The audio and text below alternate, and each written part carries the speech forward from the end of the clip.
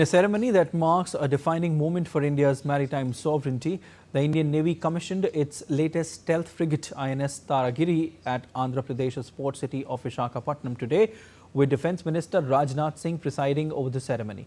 Speaking at the ceremonial event, the Defence Minister called INS Taragiri a major achievement. He also added that with 75% indigenous content, India has moved from being a consumer to a producer in shipbuilding. INS Taragiri की बात करूं तो मुझे लगता है यह हम सब के लिए खास अचीवमेंट है।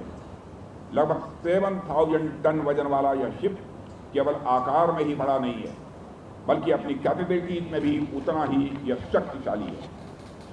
साथियों, यह तेज गति से चल सकता है और लंबे समय तक समुद्र में यह तैनात रह सकता है। इस जहाज का लगभग 75% हिस्सा इंडिजिनस है। इसका मतलब यह है कि शिप बिल्डिंग में अब हम केवल कंज्यूमर नहीं हैं, बल्कि प्रोड्यूसर बन चुके हैं।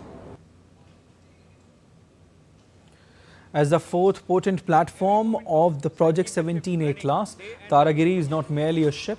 It is a 6,670-ton embodiment of the Make in India spirit and the sophisticated engineering capabilities of our indigenous shipyards. With indigenous content exceeding 75%, the ship highlights the maturity of a domestic industrial ecosystem that now spans over 200 MSMEs, contributing towards government's self-reliance initiatives, supporting thousands of Indian jobs.